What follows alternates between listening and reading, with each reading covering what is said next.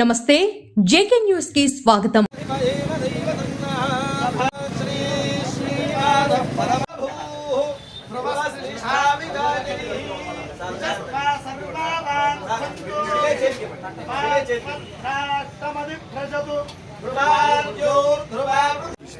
తన సొంత నిధులతో ఇంచుమించు 56 లక్షల రూపాయల ఎస్టిమేట్తో 60 అడుగుల పొడవు 40 అడుగుల ఎత్తులో ఈ కళాతోరణ ప్రాసాదం నిర్మాణం ఈరోజు మొదలైంది.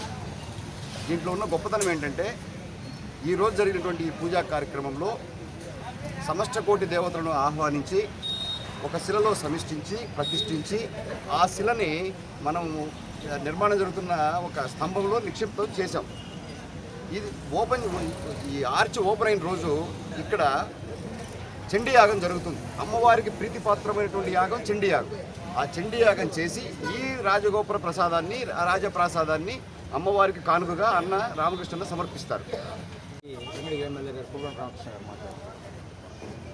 ఈరోజు వెంకటగిరి ముఖద్వార ప్రసాదం ఈశాన్యముల్లో మనం ఈరోజు ప్రతిష్ఠించుకుంటాం. దీన్ని మార్చి 15కంతా కూడా పూర్తి చేసి మార్చి 15 తర్వాత మరి ఈ ముఖద్వార ప్రసాదాన్ని అమ్మవారికి సమర్పిస్తామని చెప్పని కూడా తెలియజేస్తూ ఉన్నాం.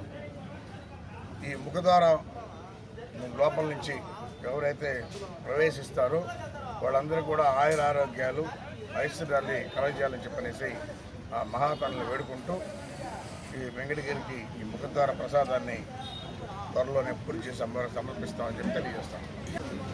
గత 2009 నుంచి కూడా కళగా ఉండింది. 15 సంవత్సరాల తర్వాత ఆ కళని మనం నిరూపించుకుంటా ఉన్నాం. అందుకని ఆ కళని 15 సంవత్సరాల తర్వాత పూర్తి చేసి అమ్మవారికి సమర్పిస్తాం.